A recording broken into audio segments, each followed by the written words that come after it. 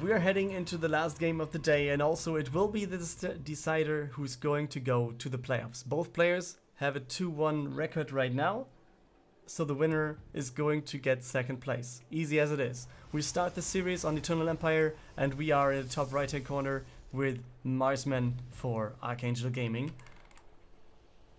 Protoss player here in the red, starting with what looks like this little Reaper wall-off thingy. And then on the left hand side, in the bottom, with the blue Terran, here we go, it's Botvinnik. And he's starting with the Reaper.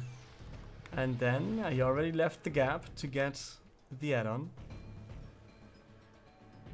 There's not that much effort taken for Marsman to delay the base. Yeah, command center started for the Terran. But yeah, same thing on the other side. Marsman going for the expansion. Cybercore on the way as well, obviously, as well as the second gas. Tech choices will be more interesting. We have no pylon out on the map. Second pylon being built right here at the front. And therefore, I guess, I don't know, shield battery is somewhere around here.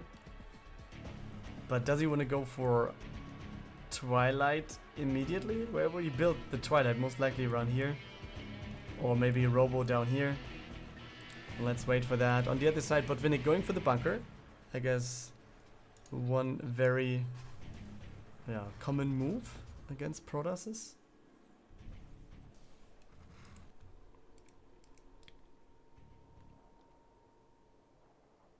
And Reaper gets back home. Doesn't get caught by this Adept. Not sure if the Adept will go in too far. And let's see. Oh, wait a second. We have a raid by CrossFit Krefeld. Well, I don't know where that came from, but thank you very much, very much. Dankeschön, Dankeschön. Ab und zu gibt's ja auch mal deutsche Sachen, gerade ist leider Englisch. Aber danke. Okay. So we see the starport. We have the first Talon coming out and Tech Lab follow up. So I guess that, might be... If he's playing the same thing as before today, it will be Banshee. But let's see. He was playing a Raven as well, which I would like a little bit more. But then again, you see these observers all the time, and you still see Terrans winning despite the observers, so maybe that's even the reason why Terrans don't care about the observers more than they maybe should, or maybe more than someone like me would think they should. And yeah, the thing is, I was wrong. It's a tank, and what else do we see? It's a fusion core, so we're going to see battle cruisers to come in. Some more gateways, Robo facility. But Blink already feels like something very good against it. Because if you have all the good stuff, that is Stalkers, and you can just Blink on top of the battle cruisers, that might be pretty much alright. So yeah, first battle cruiser starting, Marines coming back home. Everything looks pretty much good here. Will be interesting to see which option he's going to choose. If he's teleporting over, which is mostly the choice with the first battle cruiser. Just go across the map, try to be there as fast as possible, but then given away the possibility of blinking out, or jumping out, or whatever you might want to call it with the battle cruiser. Now we can see the Hellion one more time. The Stalkers have just left the base. Oh, the workers, they try hard, but they can't do a thing here. Alright. 3 workers going down, and he's actually doing a decent amount of damage, way more than I would have expected. Okay, he's getting one more hit. It's 9 worker kills already, up to 10. He's getting another one. Alright, but let's take a look at Stalkers on the other side as well. Let's keep the Hellion in mind, and we have a Warp Prism here. Blink forward to take down the tank. The tank on the low ground is not really helping that much more. And now he scouts the battlecruiser as well. The Warp Prism, though, is... what? Okay, I guess this is something that was in the main. Maybe the Hellion on the other side was just too much for him. And he was like, okay, battlecruiser, no chance. GG, Botvinnik takes the 1-0 lead. This is the last map of this series. This is the last map of the day. Pillars of Gold is the map in the bottom left. He just equaled out the series for Archangel Gaming, Marsman. Of course, starting with this little Reaper Warlord thing, and in the top right hand corner, therefore, we have the Terran in blue, Botvinnik. He was leading, and now it's map 3. The winner of this map is going to advance in second place. And I'm curious to see which strategies they choose. The DT is now worked out quite nice for Marsman. The battlecruiser worked out quite nice for Botvinnik in game 1, I guess.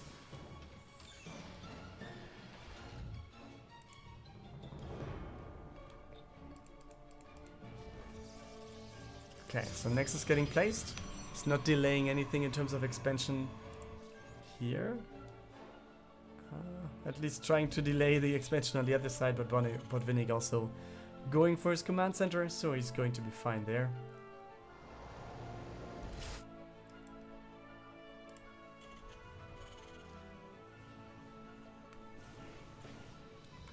Yeah, let's just follow the Reaper for a second. Not that much more to do, right? Early game and stuff.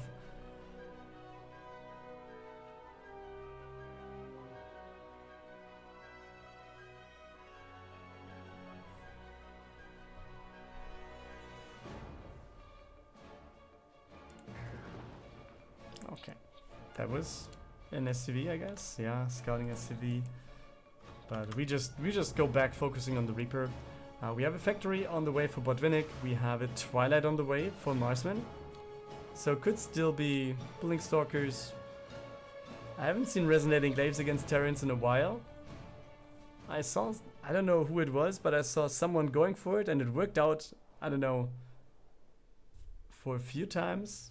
But yeah, you have to be kind of relentless on going in, and actually you have to have something that is destroying the depot in the Warlord. Because if the depots are there, Adepts have no chance. That's the big thing to have. And I don't see anything from Marsman that could do the job. Immortal could with the Robo facility, but yeah, I more so expect there to be a War Prism and a Zealot Charge push, maybe? I mean, Zealot Charge is going to harm Botvinnik quite a bit. As soon as we have enough Zealots there and they can wrap around the Terran army.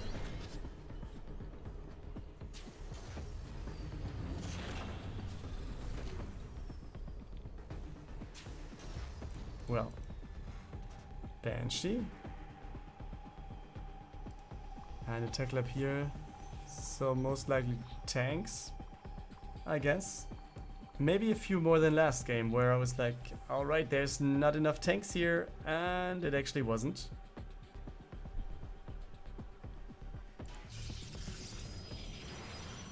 Okay, Reaper doesn't get a scout in. Some more Zealots, and yeah, there's the push. Seems like we're going to see a real Zealot Charge push. I haven't seen that in a while as well. I mean, a pure one. You see them with some support units here or there, but with just 4 Zealots? Haven't seen that lately. But it's always nice to see players use all the stuff, or maybe someone else already brought it back and I just didn't see the tournament game or whatever. And oh wait, Botvinnik sees this, but the War Prism gets away. Okay, the workers, oh, the workers, they are trying to get away, but they don't. And now we have the next warp-in round for the Zealots. The workers blocking off a lot of stuff, so you really need to right-click those. Otherwise, oh, you should just hold position the workers. Yes, and he does. That's very good. Botvinnik, yeah, losing 16 workers, which is a hell lot of stuff. Let's take a look on the other side where we have the opponent trying to get some damage in. But yeah, Observer is there. And the Banshee's not going to do that much more. It's 4 against 16. It's 26 against 34 in the end. So for the first pushes, for the first aggressions from both players, the one of Marsman worked out quite better.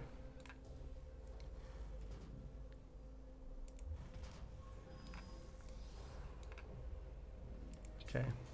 Next push though. Oh, wait a second. Okay, War Prism down, so this is over. He's getting another Marine or two, but that's not going to matter. Next Banshee though, approaching the base, but he has just the one, right? It's just one Banshee. You can't do anything with one Banshee as soon as we have a shield battery. And yeah, he knows Stalkers are there. He knows an Observer is there. Blink has just started.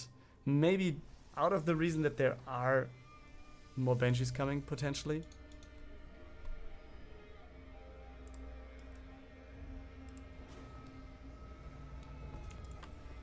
More barracks. I guess a reactor now. I really would like to see a swap here, and I would like to see the factory go for a tech lab and build some tanks. Yeah.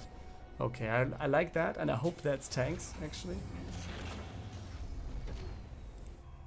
Okay, Marsman aiming for the next base. And this could actually open some possibilities for Botvinnik if he goes for unit production now, and then yeah, maybe goes for the push on top of the third base of Marsman. But we also see the third command center for Botvinnik himself. So yeah, that puts a pretty relative thing to my previously made assumption. Okay, Coloss, extended thermal lens. Gateways. Yeah, it's not a very army heavy game for now. On both sides, actually.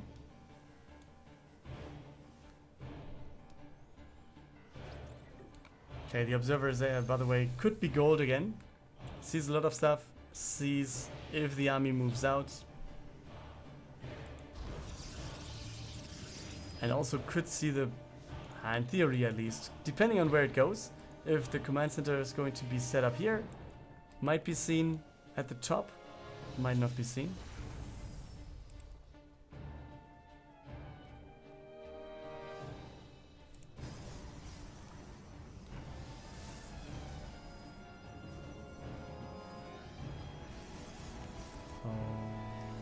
+1, plus...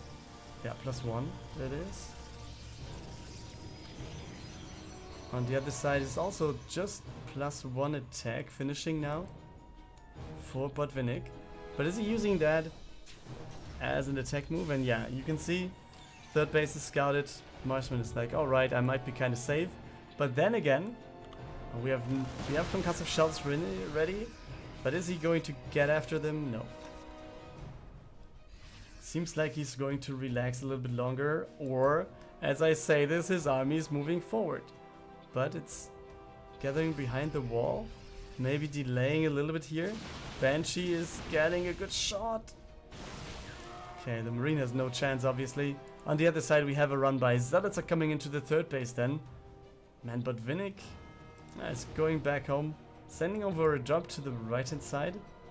But then again, yeah, he just moved halfway back the map, and that was very good for him right now, since yeah, he's going to lose a few workers, but not too many, not as many as he would have if he wouldn't have turned around. Some Zealots being pulled out again, but yeah, you see, Medivac is going to go to the bottom right, but we also have some Zealot weapons there, so both players are pretty much on top of everything.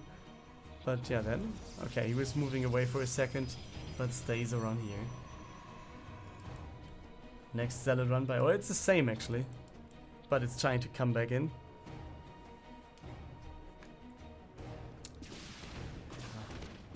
Good old Banshee just doing its job. But the Stalkers, as soon as they are in range, this is a blink and a kill. 4 Templars are just coming in. We have Storm not finished. Not even started actually. So that is going to take a little bit longer until we have that in the game.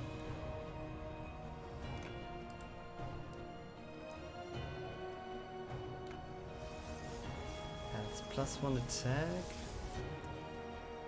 We have 2 shield batteries here, so this push on the right It might deal some damage, but it will take a long time until it does. So weapons are a clear thing to be here. Okay, we see 2 medivacs, one of them going down, second one going down.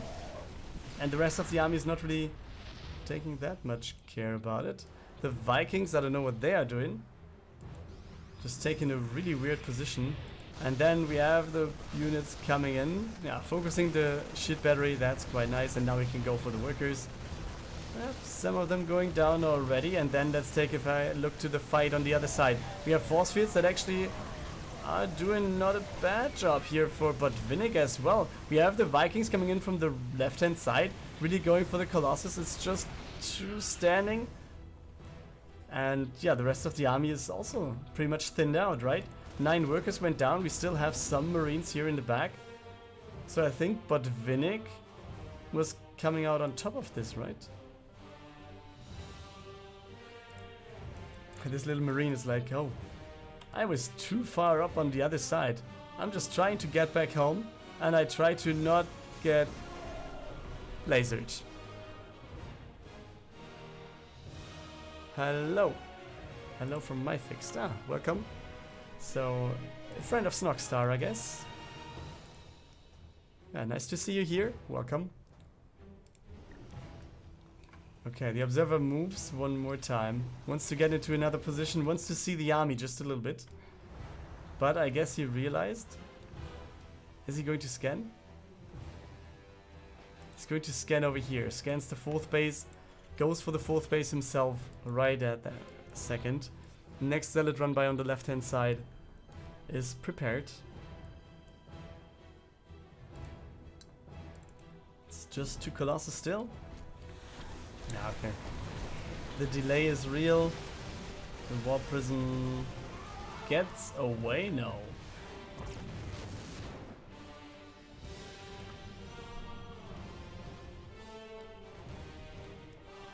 Okay, so Storm is getting made, which is going to help Marsman quite a bit against the Bio army. But what I really like is that Botvinnik is adding tanks this time. They are going to be a very good thing to have added in any fight, as long as you're kind of in position. Okay, we actually have also pretty good map vision by Botvinnik. You can see some Marines are standing here, 1 Marine on the left. Oh! Friendly fire takes down one of the tanks. This Marine force is not going to get anything, but it's at least getting away. Maybe that's something. But the medevac taken down. First ghost showing up, or not even the first maybe. Oh yes, actually it's the first. I was right this time. 2-2 upgrades also about to finish. We have ship weapons, as you can see, as well. That's good for the Vikings to have against the Colossus. I mean, we only have 2, so it's not that big, because yeah, we will have Storm being the way bigger weapon soon. But let's take a look at this fight and how it's going to be approached. The Storm was okay-ish, not the biggest chunk of army that he was actually aiming for there. And yeah, lots of the army of Botvinnik is just now going to head in. We have more Storms available for our player here, and let's see how he's going to get them done. We have some workers going down on the right. Obviously, the Vikings, they will take down... Come on, the Vikings need to shoot. The Colossus still alive. The Marauders, though, in the same control group. And now let's see if that is going to be too much. The Vikings taken down, all of them. And now the Marauders, they turn around. We have 1 more Archon going down. We have 3 more to go. We have this Colossus that should have been down for a long time. Now let's see what the production, or with the reinforcing power from Botvinnik can do. I mean, we are at 55 against 50 army supply. Reinforcements are just coming in here, but reinforcements also. You can see the weapons. That's ridiculous. We have a huge weapon and we have the scan on top of it. So Botvinnik knows, okay, I can't do anything here. I need to gather some more forces. And it's 7 more workers going down. Botvinnik down to 42. And I think I could imagine Marsman just going back now, because he knows taking down the base, taking down that many workers already gives him a very good advantage to just go and yeah, further his lead by having the 4th base, going for the gases one more time, maybe expanding one more time, maybe build some more gateways. And yeah, he's exactly doing that.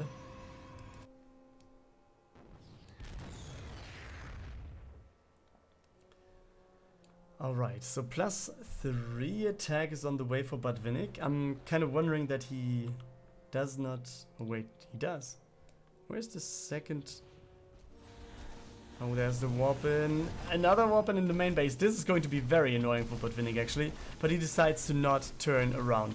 His army is going over to the other side. He has workers with him. And he wants to know what's going on here. This is going to decide a lot. He's not even waiting for +3. He just decided to go. And now let's see what he can do with this army. The workers are in the back, so they are not really helping meat shielding anything.